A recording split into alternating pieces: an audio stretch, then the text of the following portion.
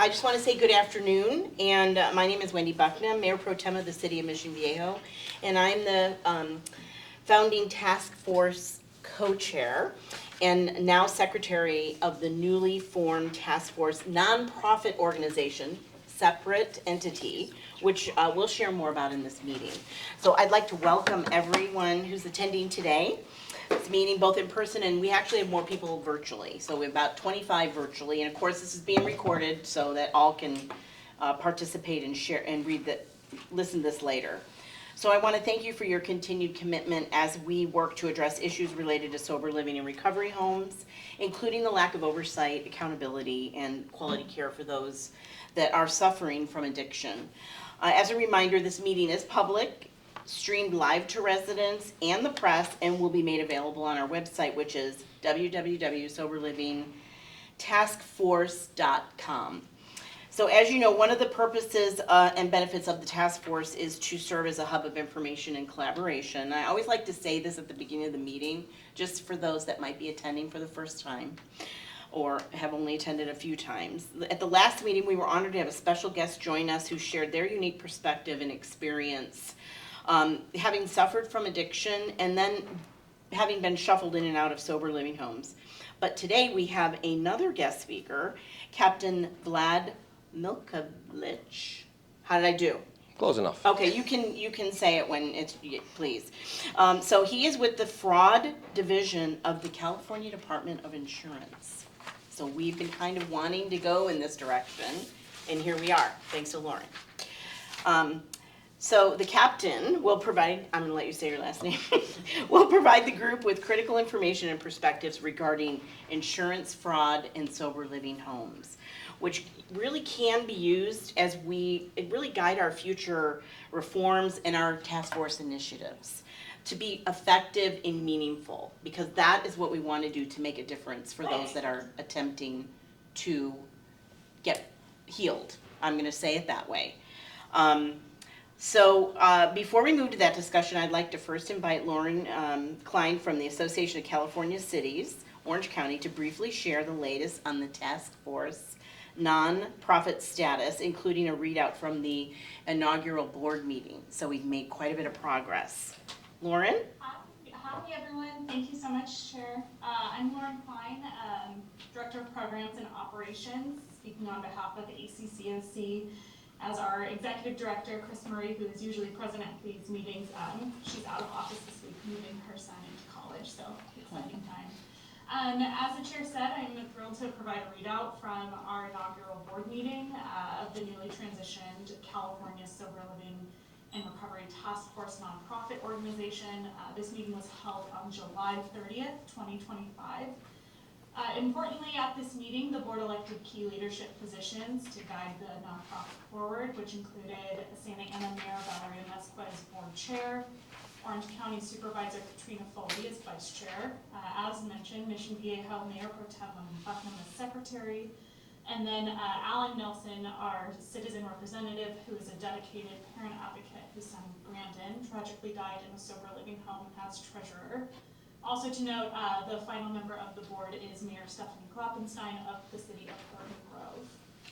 The board at this meeting established some preliminary 2026 initiatives, building on our task force's past successes and input from this group here, including areas such as increased legislative advocacy, statewide membership expansion, promotion of model ordinances, and research, public opinion studies, public awareness campaigns, and robust operational management. We introduced a draft 2026 budget to support these priorities, which reflects their board's commitment to driving impactful change across California. Importantly, this transition to a 501c3 nonprofit under ACCOC administration now enables us to begin soliciting contributions from our participating task force members in jurisdictions to better pool resources and fund these critical efforts. As it has been mentioned, this task force was fully funded by the City of Mission Viejo up until this point, so a huge thank you to the City of Mission Viejo for funding and supporting and starting this great work. Now we are poised to amplify the coalition's voice and impact. If we haven't already in the near future, we will be formally inviting jurisdictions to participate and contribute. So just wanted to close with a thank you again for your support and participation. This is how we make these initiatives a reality. So, and that's all I have from my report. So back to you, Chair, unless there are any questions that I can answer at this time. Thank you very much, Lauren. We appreciate the update.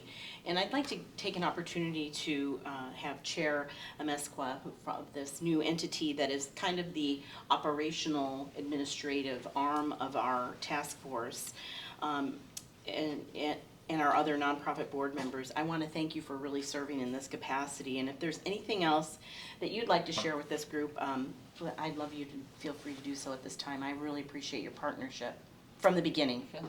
From the beginning. Thank you, Wendy. Thank you all for being here, and those of you that are on Zoom. I happily joined because I think it's very important, as we all do in this room, to really look at the needs of our community, those that need the help, correct? And Captain, thank you for joining us today. We look forward to working with you. It is so important that we, as Lauren had indicated, that we take this statewide and that we expand, because there's so many other cities that are experiencing what we've been experiencing, and families that are suffering. So I am looking forward to working with everyone. And again, I'm honored to serve with all of you. As the chair, just means I'm part of the team, and I appreciate that. And so thank you for all the work that many have done way before I joined this task force. City of Santa Ana is honored to be a partner, and as you know, we have many challenges in our own city, so we're looking forward to addressing those as well, and actually giving some financial support too. So thank you again. Great, thank you. Does anybody have any questions? This would be a great time, because I know that this is a mechanism to really kind of fund this entity, which we've been moving towards. So Mission Viejo's excited. Santa Ana's excited. Okay, so thank you. Okay, so again, thanks for stepping up, appreciate it. So today we have a special guest speaker, and I'd like to introduce our special guest, which is Captain Vlad, and I'm gonna let you say your last name. Mikulich. Mikulich, I so messed that up. No, you didn't. Mikulich, with the Fraud Division of the California Department of Insurance, and I would like to thank you again for being here, and the floor is yours. And we have a presentation, I Yeah. think.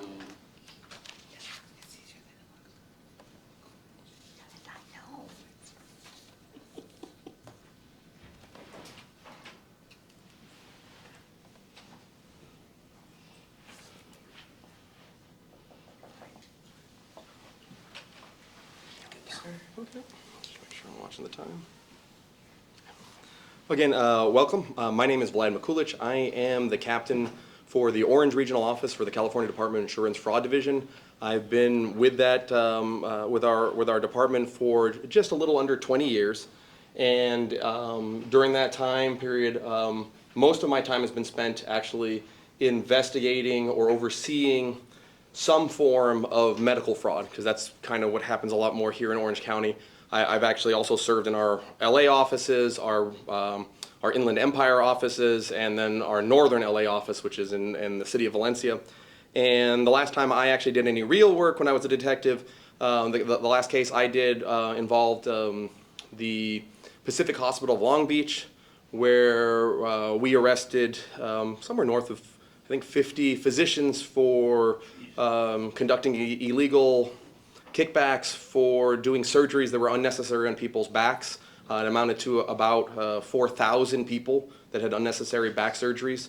In that same case, we indicted then sitting State Senator Ron Calderon for taking bribes for that. So that was the last time I actually did casework. Since that time, I've been a supervisor and now supervising our office. Just to give you an understanding, we are when full, about 240 sworn individuals, and then another 100 non-sworn individuals that do investigative work that somehow relate to white-collar insurance fraud. So anything that's in the sober living, we have some purview over it. The biggest issue you'll find in a little bit with the state is that every agency has a piece of something, and no agency has complete control of anything. So we all have to work together, and we cannot get out of our lanes because we're funded in very specific ways. So our funding for this is our healthcare fraud unit, and so our healthcare fraud unit works closely with the Orange County District Attorney's Office, which is an excellent partner with us, and they've been trying to do quite a bit on insurance fraud. And we also work with the FBI office that's located in the city of Orange, just right behind the block of Orange, if you've ever been down there. So I'm going to play a movie for you. It's actually a, what's that called? A promo for a movie. And it's very dramatic. It's not true to life, but it will have some things that I want to talk to you about that we've actually seen and I can confirm have happened in cases that either I actually began with the investigation or was doing the oversight for it. So once they get it back up, I will be able to start that one up, hopefully. Working there. So I'll start the movie, and as I said, we'll see how it works. You've been using 10 years. When did you start? I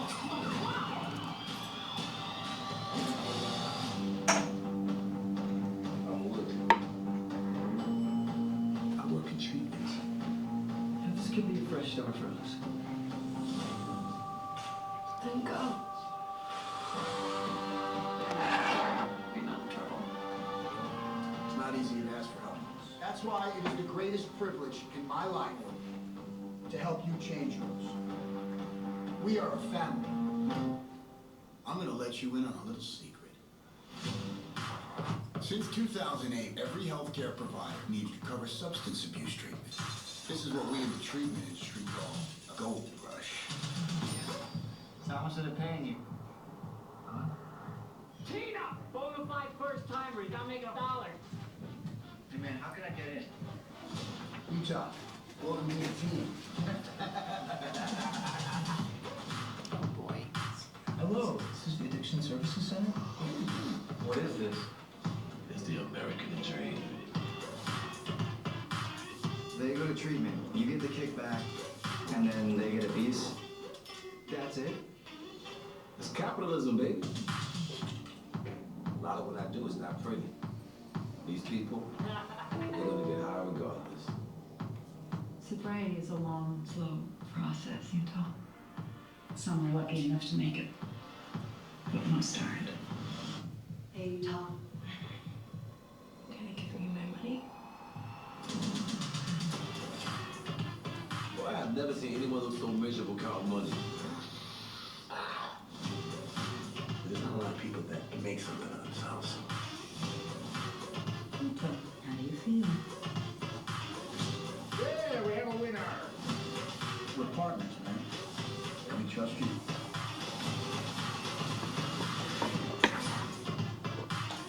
That's great. I'm gonna place you on a We just made $9 grand in 3 minutes. God is great. So again, that's a movie, and it's all really dramatic. But I'll try to address a couple of the issues that we, who've been investigating these cases from our department since at least 2016 or 17, I think, when we first started looking at these cases in LA County and Orange County. And I think our first prosecution was somewhere around either late 17 or 18. Saw a lot of the actual things that happen there. And what I mean is, you will find people who have an absolute lack of concern for the people that they're treating. And they have zero desire to help them out. You will find a ton of what they called it body brokering, patient brokering, in effect a form of human trafficking. Like they are taking human beings, treating them like they're a commodity, as if they were oil or pork, and then selling them from one rehab center to another rehab center with no interest in actually helping them out. And then, you know, the third thing that you saw there, the guy said that he was a first timer or whatever it was on it, and he wasn't taking a kickback. And that's what really mars these cases is there are victims that become part of the scheme, and it becomes, the lines are so blurred that you're not actually sure who you should be investigating, who you should be charging, who's been abused. It's very much just like in human trafficking, if you've ever done anything with prostitution when you're investigating that stuff, where you're just not sure how one person was being victimized and then they become part of the system. So that movie really does elicit a lot of the big issues that are occurring here. And what I tell everyone is it's a massive industry about money. And we're going to talk a little bit about money, but the real issue is the chart that you see in front of you right there. And you can see in the year 2000, the number of deaths in the United States was below 20,000 for drug overdose. So that was still an epidemic. That's 5 people a day dying of drug addiction in the United States. You flash forward to the last number that I was able to get, which was 2020, and it's 91,000 people. 50 people a day dying of drug addiction. And the vast majority of those people are young, between the ages of 18 and 34. And in fact, 1 in every 5 deaths for that age group is from drug addiction.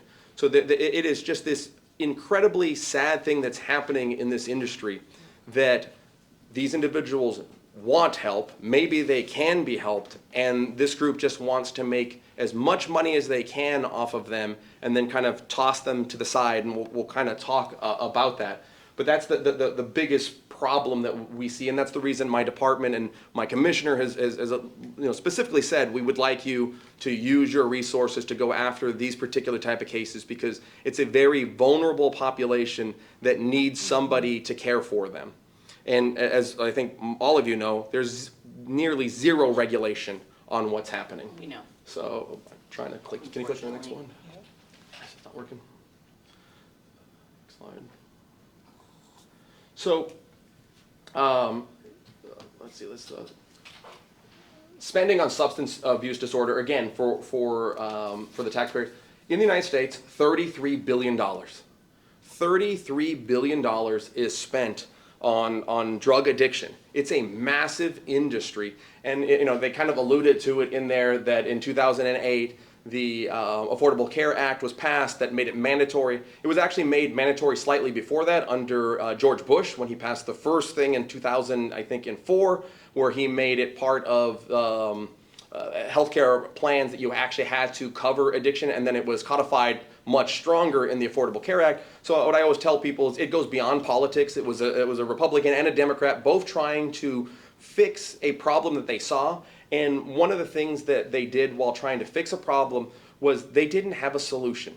They still don't have a solution. And when you don't have a solution, you try to make things as broad as you possibly can, and they under-regulate things because they go, maybe if we allow people a lot of latitude, they're going to be able to solve this problem. That if we restrict things and refine things too small, they're not going to be able to. But with that causes a lot of problems, right? It causes someone to look at this and go, it is exactly what the main character in that movie said. It's a gold mine for them. They look at it and go, it's an unregulated system, so I'm going to cash in. The very first cases that we saw,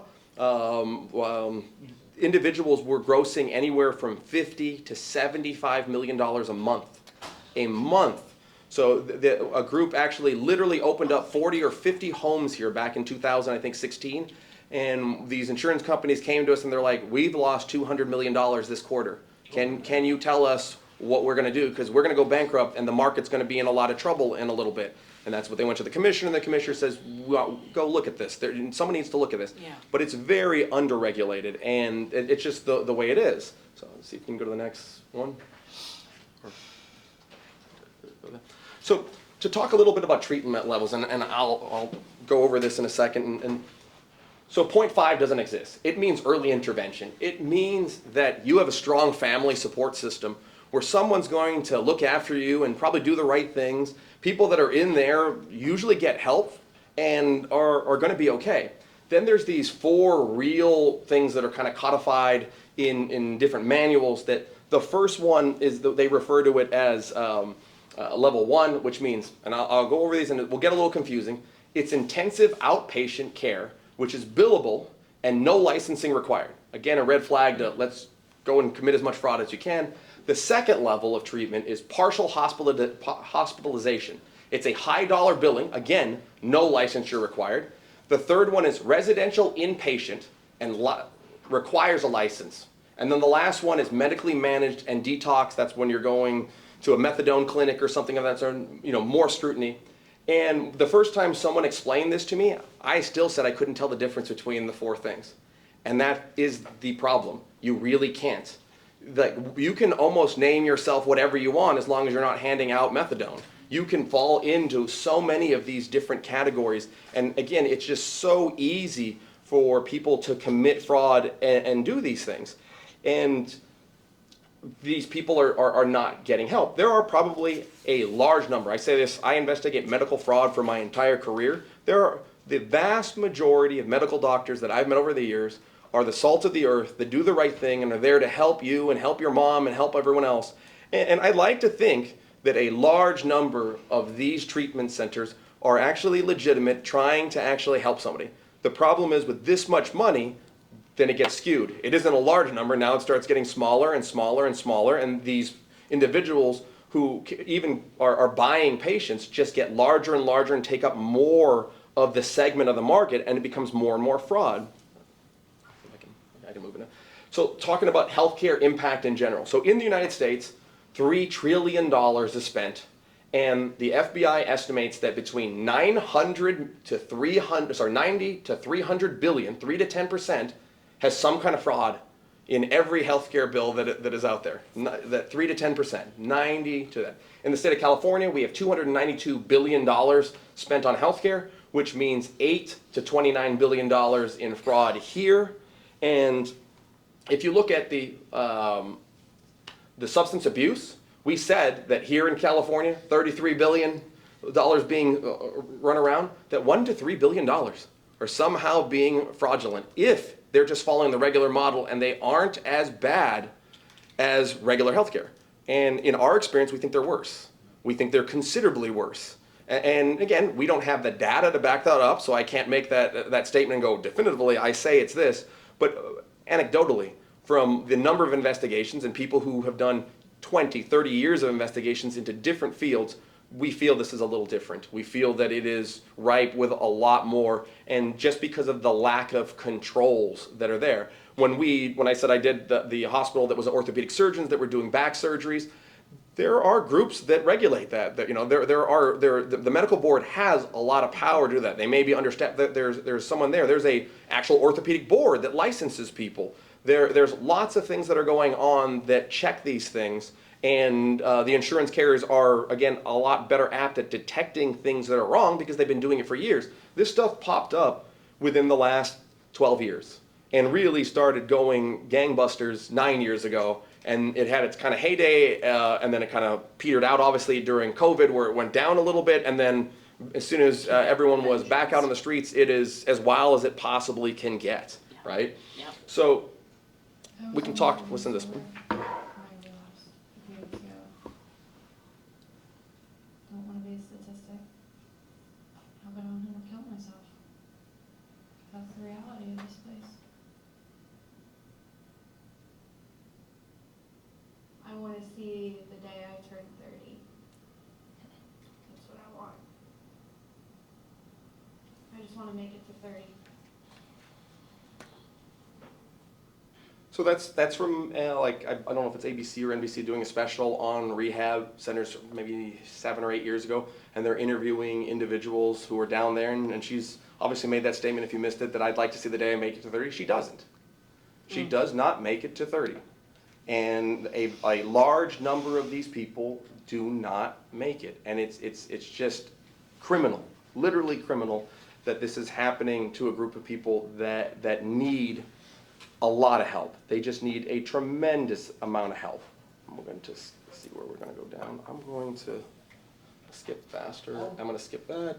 So I just want to show you what we get. So we get referrals all the time. You may refer anything you want to the department. We have a website, and if you think there's something that's fishy going on a facility, you can do that. I want to show you what these two different referrals look like. So one company actually sent this in. Facility X is committing fraud. That's all they're saying. We've received $22 million in billing over the last 18 months. The patients are relapsing constantly. No real treatment is being provided, is I think the word there. I'm sure they're actually right, but that doesn't do much for us. It's $22 million. They got a lot of billing. I say that the patients are relapsing. That may very well qualify under abuse, as in a group of people that should be doing their job, but am I really going to be able to do something criminally with that? Am I going to be able to get 12 people in a jury box to say that these people should not have been doing that and it's wrong? You can look at the second one that we got another referral. These are actual ones just with things removed. Facility X has billed $2 million, so a lot less, over the last 12 months. We have interviewed the patients who completed treatment, and they state they were never provided the naltrexone treatment that was billed for. They also state they were offered money to stay at the facility the entire time they were being provided, and were told that they didn't have to participate if they didn't want to. One patient stated his counselor provided him with heroin. This is a good case. We take this one on. Like right off the bat, one of my sergeants reading this will go find one of the detectives and go follow up on this, find out who the patient is, find out if we can do things. And sometimes it's easy, sometimes it's not. Sometimes what's very sad for these individuals is they have been moved 2 or 3 times down, and I'll kind of talk to you kind of how the general scheme works in a second, but they've been moved from facility to facility and they're no longer valuable. And so when they're no longer valuable, the general thing that they do is, and they aren't quite dumped into the riverbed, but what they do is they go, we're moving, and I can put you up in a hotel and we'll pick you up tomorrow.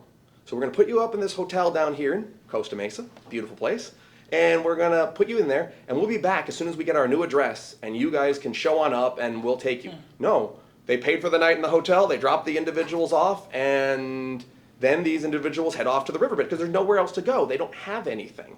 It's basically a bait and switch where they're like, we're going to come back for you, but they realize the policy's done. There's not much more money, or the law enforcement has looked at them and we need to move and start fresh somewhere else. Yeah. And these people get dumped. We've actually been seeing a huge increase in the number of people from out of state. They're being brought over here. And we even were approached by National Geographic because they were doing a special in regards to people that were on Indian reservations that were being picked up for drug addiction and then being sent over here from Wyoming and Arizona, and they were asking us about it, and we have seen some referrals over that. I won't comment if we're actively working cases like that, but we've seen referrals for it. And I'll just generally talk about the way these schemes work. What's going to happen is they need people who say they're drug addicts. Sometimes they really need you to actually test positive for the drugs. They bring you in and they have these people that are body brokers. They normally refer to themselves as marketers. I'm a marketer for whatever place, and someone pays me to be a good marketer, and that's fine. In real business, that works. You do pay marketers to go out and advertise your business. They're not advertising anyone's business.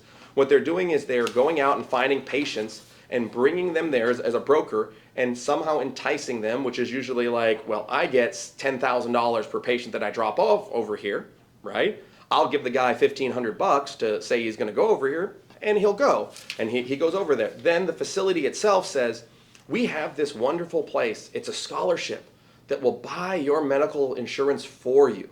You don't even have to pay for it yourself when they're funding this beautiful scholarship themselves, and they will buy this person insurance. They can't use it for anything else other than the drug rehab treatment, even if they really had other issues where they should go see a doctor. They take it, and then they will run the policy out in like 6 months. They'll bring them in, and they'll do as much urine analysis, drug testing that they can do. They'll do as many physical therapy things. They'll come up with treatments that you wouldn't even believe that exist. You know, and I didn't play the videos, and some of them are a little cheeky, but there's an individual in this video we're not going to play where he talks about his equine therapy, where they bring him out and they say, you're going to pet horses and it's going to stop your addiction, and they charge for that. And if your red flag isn't going off hearing that as medical treatment, I don't know, but it's so unregulated that they actually do things of that nature. So they'll run the policy out, and then they'll often sell the person to the next place and the next place. But after a while, that person's not useful because they've already gone through 3 or 4 insurance companies off of the exchange, to buy, and they really can't buy them another policy, and that's when they dump them. And they didn't get the help that they actually needed. And it's just a true travesty that those things are happening. Let's go. See if I can go to there. Okay, so we have a lot of things, and I'll talk about the laws in just a second. We're investigating criminal cases, which are beyond a reasonable doubt. When we do that, we look at several things because we have to pitch a prosecutor. Most of our cases, we do them with the DA's office if they can do them for us, or we go through the U.S. Attorney's office when we're working with the feds. And what they look for, and it's just a matter of the way the world works, is the potential fraud. How much money has gone through this facility that you can prove? It makes a difference for the prosecutors. They have to know that their resources are limited and they have to go after bigger fish than smaller fish, right? The patient harm. How much patient harm do you have that you can prove to us that maybe it's not about money, that there's an individual that is not doing well and they're being harmed because that supersedes money, and we will definitely take that on. Again, large dollar loss, and then how much evidence do you have that's provable? Can I go on? Click the next one. I'll talk about, like I said, why these things can take so long. So a perfect example, and it's been in the news, Sovereign Medical, we did years and years ago. That was one of the first cases that I supervised a team to go. But to infiltrate that organization, we essentially had to get a patient in to figure out what was going on. So the FBI placed a person in Florida who made a phone call to the thing saying, I'm a drug addict, to their 1-800 line, I'd like to do X. They said, come to this airport, we'll have a ticket ready for you so you can fly out here to our place and get the treatment that you need and do that. This FBI agent flew out, we met him at a particular airport, we wired him up, he had to look the part, do all the things that he does, and then he got picked up by their taxi, we followed him down there, and he went through the whole process of registering to be there, filling out the medical form, allowing them to buy him things. No, just literally going through that and staying at the facility while we monitor him so that nothing could happen. That's a huge endeavor to go after a place. If you don't understand the amount of manpower that you need in vans and teams to make sure that no one's getting hurt and doing that. But it was the only way we were getting in, because at that point we didn't have much, and it was also pre-ECRA laws, where we're going to talk about that. Patient brokering laws were not strong. And essentially they're still not strong in the state of California. They're very strong federally, but not strong here. And so we had to do that. You had to backstop it, get the guy licensing, fly the person out, have a team. And that's the kind of manpower just to get into the facility so that we can have probable cause to put that into a warrant so that it convinces a judge of, we sent someone in, we found all these things, these are all real to a fact. Will you grant us a warrant so that we can get into this place and get their computers, read their phones, because we believe there's a lot of evidence. And that's how that case progressed forward. And we do those when we can, but they're, again, very, very labor intensive on them. I'm going to push forward for the thing. So this is an actual text message from from one of the phones we seized. And the suspect says, I can get you $1,500. The victim says, what do I need to do? The suspect says, we need a positive. For what? Heroin. I've never used that blank. I smoke weed. Don't worry about it. I can show you how. Meet me at blank, room 202 at 8. Victim. Okay. This is a text message string between them. And as it says on the bottom there, victim found dead, December 2019. We're at the Orange County Coroner's Office. He's dead. Unfortunately, or fortunately, the suspect is also dead. So no one was prosecuted for this. This would have been a negligent homicide, something of that nature, where we're going to try to prosecute that. But both of them were dead by the time we actually got the phones and were looking at this. But this is a truthful, real thing that happens. And I can't speak to the fact that it happens 1,000 times, but the fact that we've come across this once is too much. It's literally too much for us. I'm going to skip that one, and let's just look. So that's your classic pyramidal organized crime that we always look at, right? That's how, if you ever watch The Godfather, that's what it looks like, right? The Godfather's at the top, and there's a marketer, a biller, a collection, and unfortunately, these medical facilities don't work like this. They work on what's known as a hub and spoke conspiracy, or a wagon wheel of organized crime.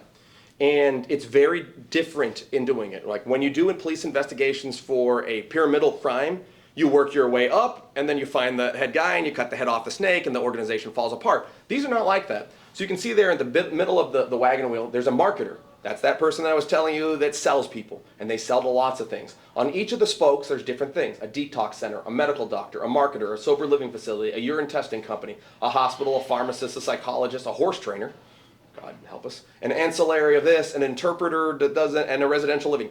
Every one of these things go through him. They operate like a terrorist cell where one person doesn't know the other person's doing X, Y, and Z, unlike in a pyramidal structure where someone actually controls things, making it very difficult to prove someone even knew that this part of the fraud was going forth. And when one marketer or one of these spokes disappear, one just fills in the spot. and it doesn't collapse in on itself. And that's one of the biggest problems for any of the things that you're even trying to do when you get legislation or anything like that. Now, I'll talk to you about the laws that are there. We use 14 U.S.C. 1320 to 7B. That's just a general healthcare fraud case in the feds. Difficult to prove. They generally take us between 1 and 3 years to make that kind of case because of the amount of evidence that you have to go through that will meet the standards there. We in the state have Penal Code 549, 750 for insurance code, and then B&P, Business Professional Code 650. All of those are anti-kickback statutes. These are the patient brokering laws. All of those are wobblers. So they are not felonies nor misdemeanors. They can go either way. They're the wobbler. And I'll kind of explain why, business-wise, if you're only prosecuting in the state, this makes sense for me to continue committing my fraud. So here I am. I'm patient brokering 10 people a month at $10,000. So that's $100,000. Say I have to give up $25,000 of that to make things happen. I end up with $75,000 doing this every month. I prosecute you for Business and Professional Code 650. It is up to a year in jail. That will never happen because it's a nonviolent crime and this is how it works, and a $5,000 fine. So I pay my $5,000 fine and I keep my 70 and I keep going. Money-wise, it makes no sense for me to stop my business at this point. It just doesn't. So they just keep going on. Very different with ECRA, the second law up there that was passed somewhere in between while we were investigating, I think 2018, 19. And Florida also passed a similar law to ECRA. Actually, I think they beat ECRA. They came out first. And it's basically an anti-kickback law that has a lot of teeth. It comes out and says, we catch you selling human beings for money. It is a form of human trafficking, and it's disgusting. People are getting hurt, and you can do 5 years in jail, and you can do some serious time. Guess what? Maybe $75,000 isn't worth 5 years in a prison. It starts getting dicey. And so for the feds, it adds some teeth, and it also has the ability to move a lot quicker. It's just, me hitting you with a 650 as quick as I want. Wow, great job. Like I said, here's my $5,000. I'll pay next month too. I mean, that's literally what the criminals are looking at you for, and it's kind of sad.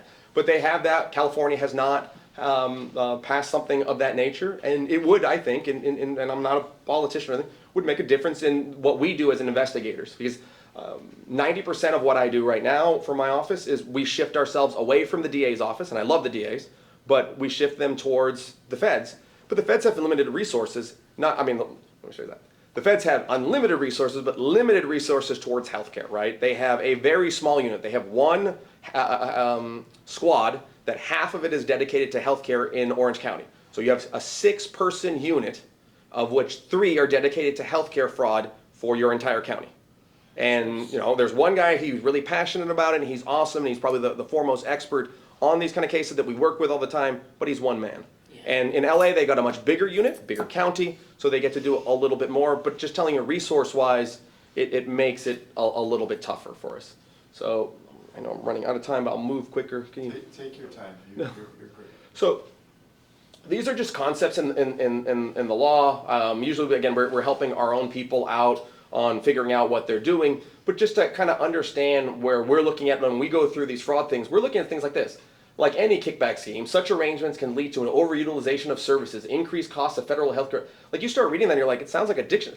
Like to prove those kinds of things when it's just the greater overall healthcare fraud versus I'm selling a patient, which is really easy. I got that text string there says, I'll give you $1,500. You're going to come over. I'm going to teach you heroin. Even if it didn't have the part about heroin, I'm going to be able to charge you with that. It's a really easy, quick charge that gets you off the street from doing this. When I have to use these legal concepts of dividends are not based upon the number of value of any referrals made by the physician, guess how I needed my forensic accountant to sit down for 6 months to go through the things to prove that the dividends were used in a certain way, and it's a different thing when we do general healthcare fraud cases.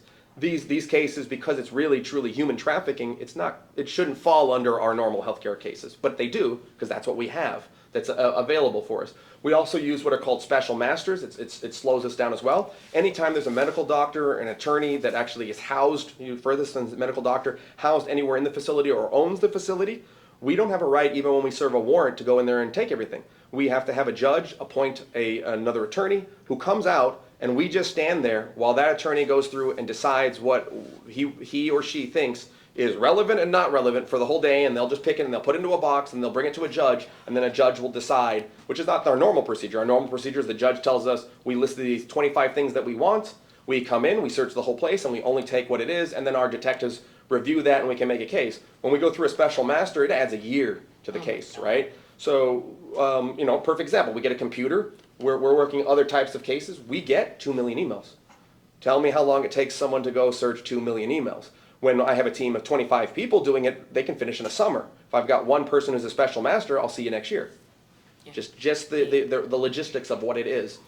We'll skip that. So I cut a couple things out, most of it for investigators, but just wanted to see if there were questions that you had in regards to it, or if there's anything I can clarify for you. I really do believe, and my department believes it, and my bosses believe it, that this is a significant issue that is harming people, and more resources. That's why my department will put as much as we are legally allowed into trying to stop these things. Vlad, can you expand on that? Because I know when we met, you mentioned that you have a mandate by Yeah. state law to spend a certain amount of Oh, yeah. office resources on workers' So comp. the way it works is the legislature controls the purse. That's just the way it is, and that's the way it should be, right? So they pass things that say, we are budgeting you for to fight workers' comp insurance fraud, automobile insurance fraud, healthcare insurance fraud, property casualty, all those things, and they budget a certain amount out to us.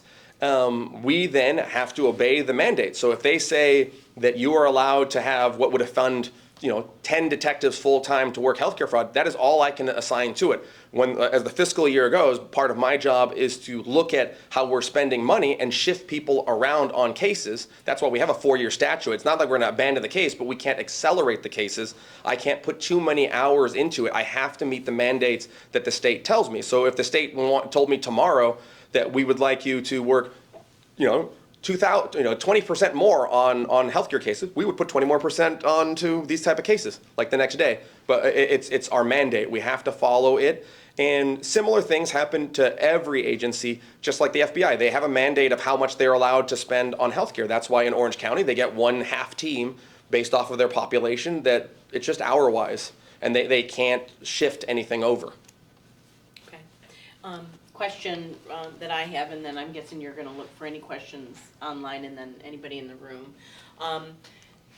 Is there any legislation that you're aware of that has been proposed that would address what you think this would be a good, what was done in Florida, what was done federally? So I don't believe anyone's ever put up ECRA, or like it's called ECRA is the Eliminating Kickbacks in the Recovery Act. So ECRA was the federal one. I can't remember what Florida called theirs. I don't believe anyone has put up a similar law. Okay. My department, because they always ask like how does it affect insurance, would support the law if it came. Like our commissioner would actually say I support the law. Maybe I shouldn't speak for my commissioner, but I think he would, because he's asked us to really go after and help an underserved population. I can't see him not doing it. But as far as I know, I have not seen it. I'm not in the ledge office, so I could ask, I can follow up and ask our ledge office, has this law ever been proposed, and do you know it is, and I can get back to you on that. That'd be great. But I will ask them that. Because that's one of our key things that we're trying to do, is to introduce things that we think would make a difference, would help all of our communities. Because cities deal with this in the end, because we call it curbing, you called it whatever it is that they're putting them in hotels, but they end up on our curbs. We call it curbing. And it's sad, because we're there to help them, because most cities, that's part of our, that's our community. We're the closest form of government to them. So that would be great information, and then that's something that we as a task force can talk about as we move forward in our legislative work that we're trying to advocate for. Yeah.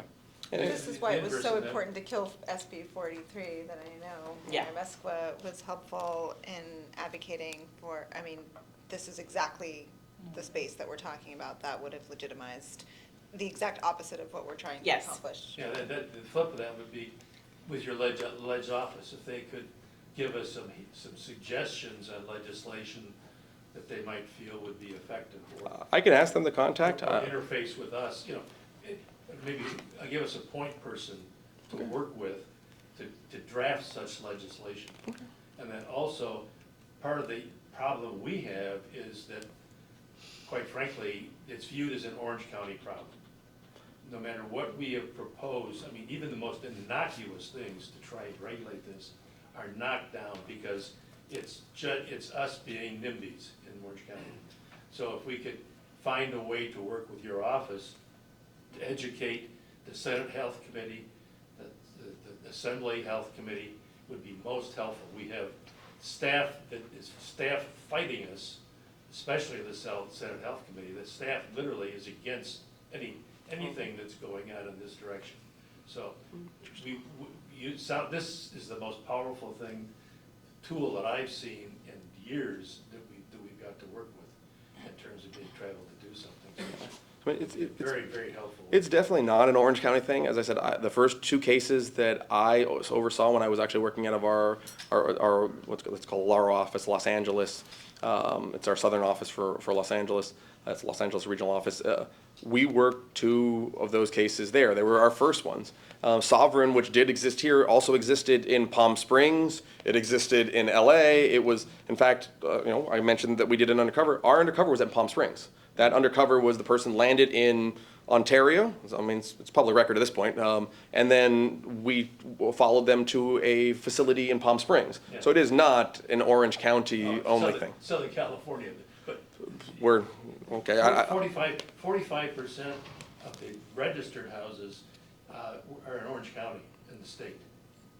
Yeah, I think there's quite a few unregistered houses. Yes, that is correct. What we could put together is about four unregistered for every registered. So. A lot of cities don't require registration. That's part of things that we're trying to change. But anyway, so yes. Anyway. Thank you. Yes, please. Thank you, Captain, for the presentation. Very helpful. I appreciate it. So you were talking about the time with a special master, a year. It could be quicker here, could be long. So that's one of my concerns, as a group, as we move forward, the legislation or just reporting programs, I'll call them programs, if that's what you want to call them, Silver Living Homes or whatever name we want to give them today. I'll be kind on my words. What do you see the timeline for us? Let's say here in Santa Ana, we have, what do we have, at least 60? We have 74 facilities, of which we estimate max 24 have an active license. Okay, that's Santa Ana alone.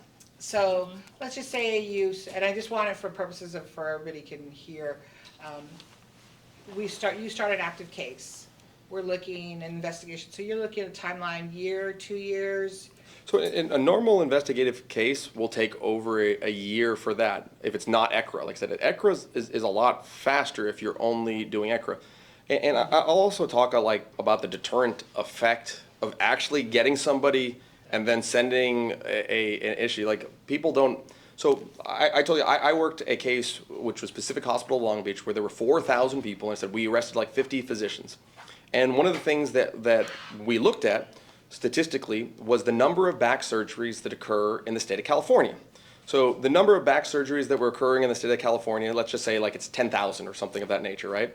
Had statistically went up 3% every year from the 90s till our case broke in 2014.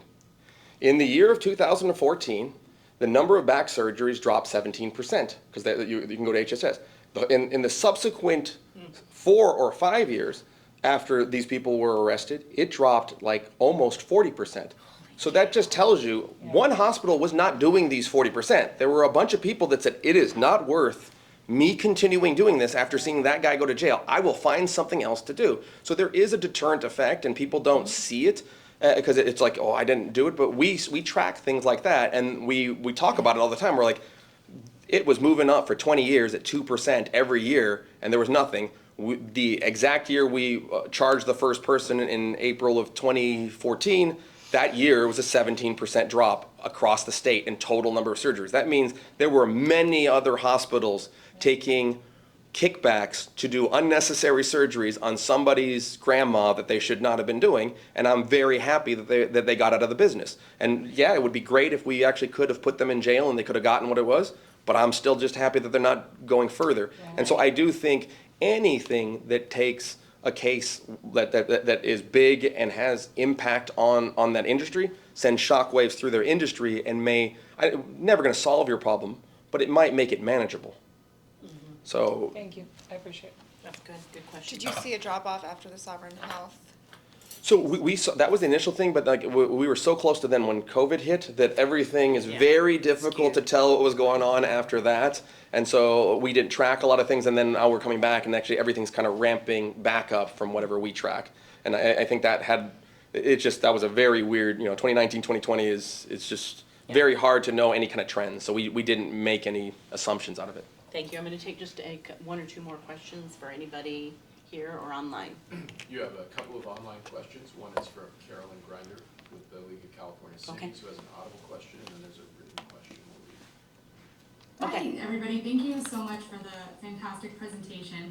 I had two things. I wanted to reiterate some of the comments made earlier about like how important it is to use some of this information for education, and just thinking through like how we can use this information to educate lawmakers and committee staff, because this is just fantastic information. I think a lot of people don't know a lot of this, and just continuing to think through like how can we elevate this to a state level. And then the question that I had was, how does your department and your team work with the Department of Healthcare Services when it comes to these investigations? We get a lot of pushback from the department when it comes to investigating complaints and allegations against these facilities. But I would imagine that there's maybe some coordination between your team and DHCS when it comes to identifying people that are, committing some of this fraud. So just curious about how it works across state departments and if you work closely with DHCS. So currently, no. The original case was Sovereign. We were working with them. Again, I don't. They're a sister agency like any of the state ones, and all I can say to them, and you have to speak to them, is that they don't have the size and the capacity to do the criminal investigations. Like, as I was saying, my agency, when full, is 240 sworn peace officers, gun carrying. I think they're 12 across the state. They're so tiny that we generally don't do a lot with them just because they just don't have the manpower to assist us on things. That's why we seek out the Orange County DA's office that has another 200, they have a massive thing. We seek out the FBI. We seek out, someone that has some kind of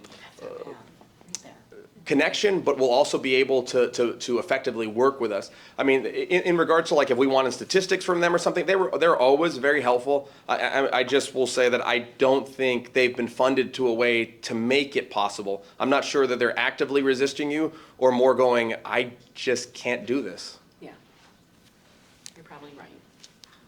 And then there's a written. There is. Jennifer Turner Barton asked how much money is allocated to the OCDA task force. And just for reference, we did have the Orange County District Attorney task force speak at a previous meeting. So I'm not sure what they allocate to theirs because, again, I'm not on their committee or anything. I mean, what I can tell you is, like, for us, the department itself, the state, has allocated approximately $5 million in resources to combat healthcare fraud. How much is actually allocated to Orange County of that $5 million? It's almost always based off of population and something. So you could look at, we could do the math and find out what the population of Orange County is versus the rest of the state, and that would tell you what piece of the $5 million is roughly it. But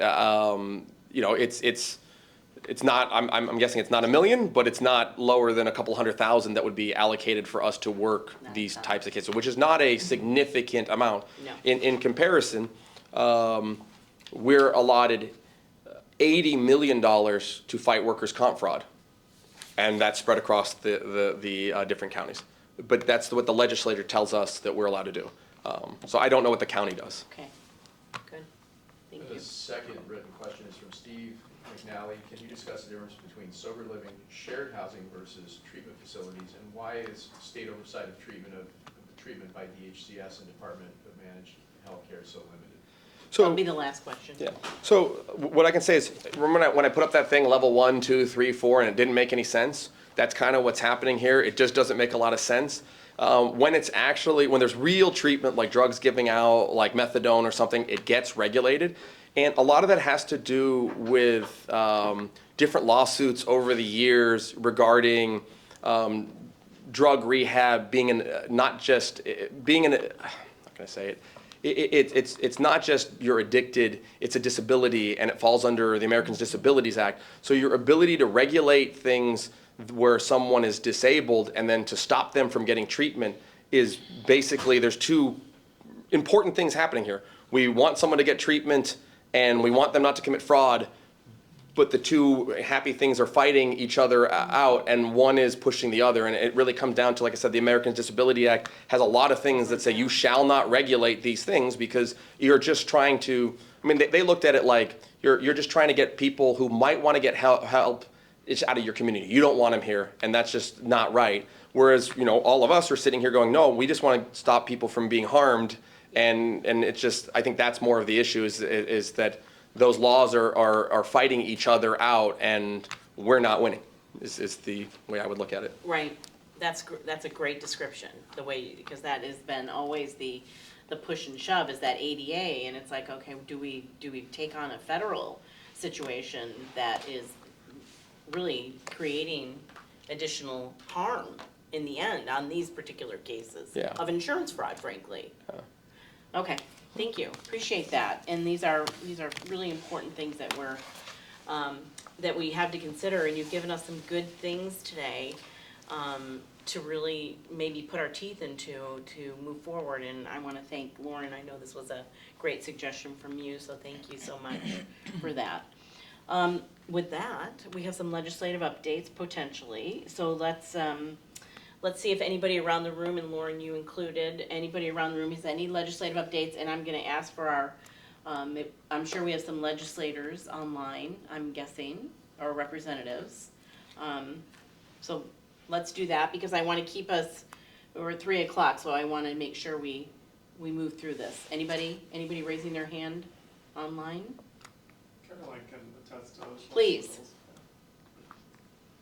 Go ahead, Are you Caroline. saying Caroline Connor? Or Yeah, whatever? yeah. Okay. Thank Sorry. you. I'm gonna jump in. Hi everybody. Yeah, just a quick update. Our 4 bills that we're sponsoring this year in this space are still moving forward. Okay.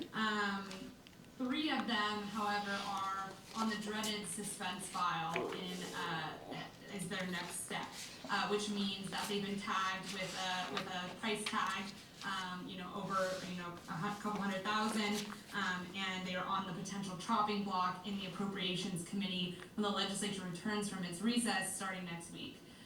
So those bills that are awaiting that vote in appropriations are AB 424 Davies, SB 35 Umberg, and SB 329 Blakespear. We believe the department is inflating some of the prices for these bills as a way to kill them in appropriations and stop them from moving forward. For example, the department told us that to implement SB 329, the bill that would just put in state statute specific timelines for when the department has to complete investigations into licensed facilities.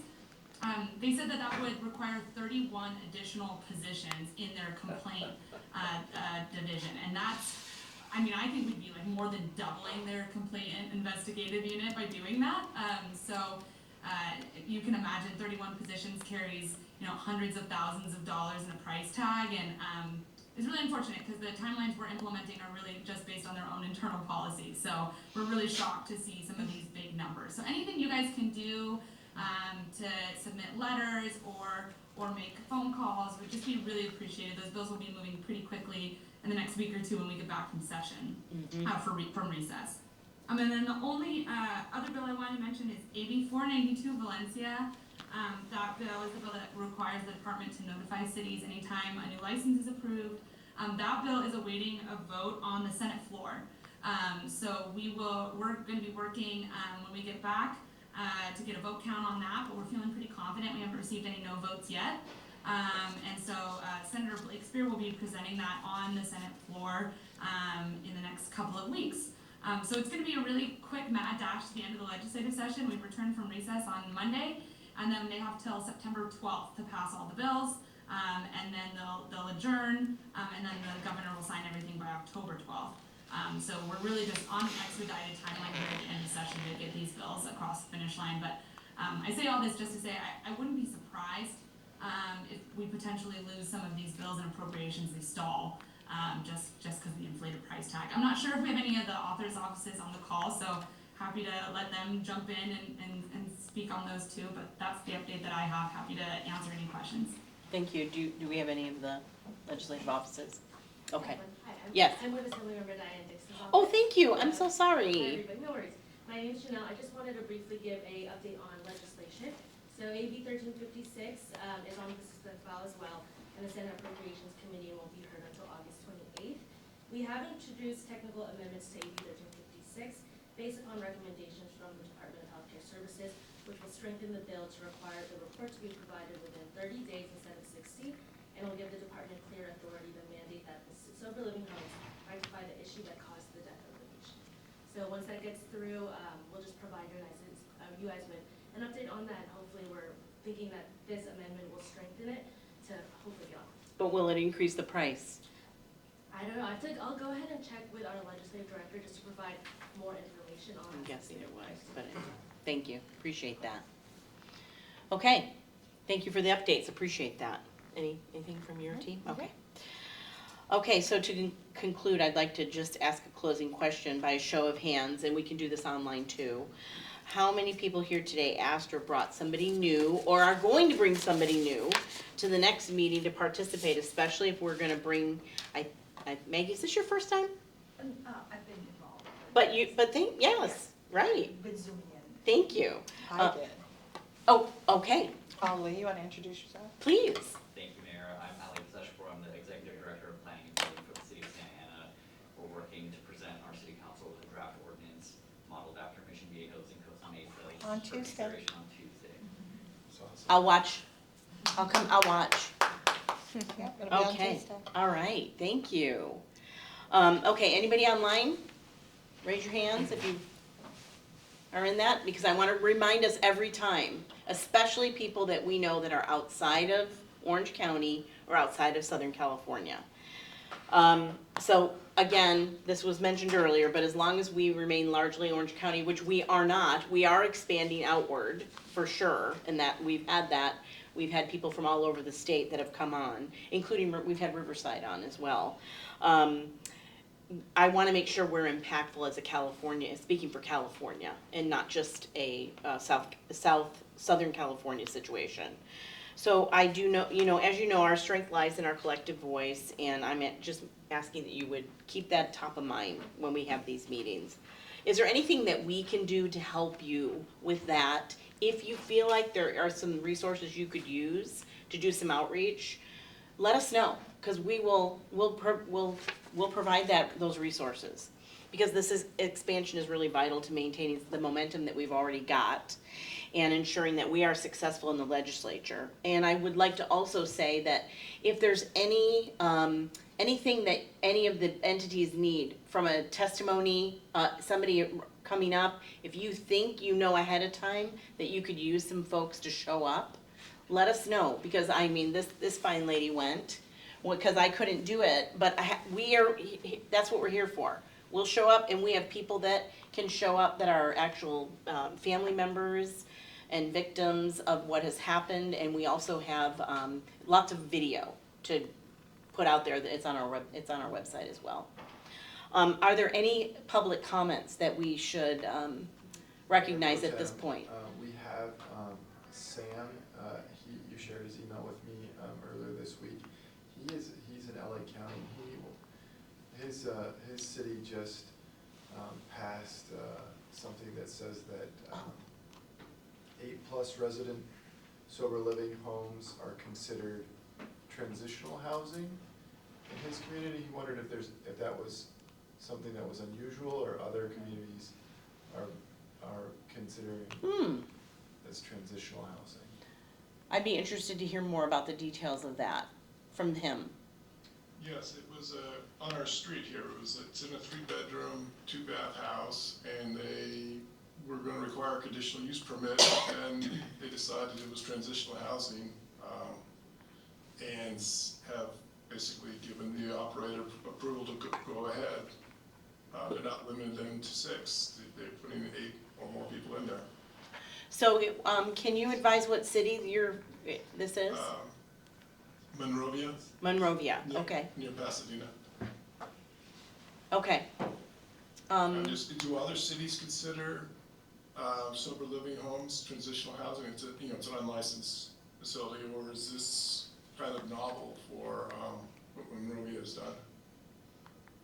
I have not heard about We this. do not in the city center. I don't think anybody else does either. Yeah, but that's good information, and we can reach out to the Monrovia, potentially some representatives, and get some information on that. We'll get additional information. Thank you for sharing that. Any other comments? Sequoia Thiessen. Okay, Sequoia, but I'd like to just keep these to about 1 minute, these comments, if that's okay. Yeah, of course. My name is Sequoia Thiessen. I was a guest speaker at a previous meeting. Yes. I am a survivor, but I am now a scholar, a restorative justice expert, a policy advisor, and now an author.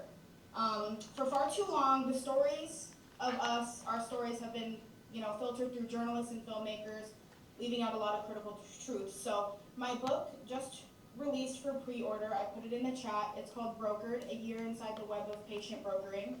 And it will be the first book published by a survivor, sharing not only my experience, but the interconnected stories of others caught in the system.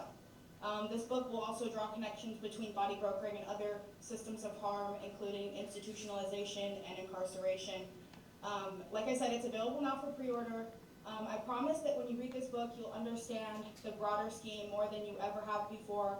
You'll be able to step inside of it for a full year, month by month, day by day. I also wanted to say, Vlad, that was an amazing presentation, like everything, spot on.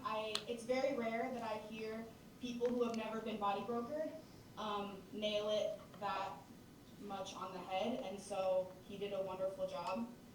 Then I wanted to make a really quick comment addressing the criminalization of homelessness, and I just want to let the task force know that this will make body brokering worse, and I want you guys to be aware of that.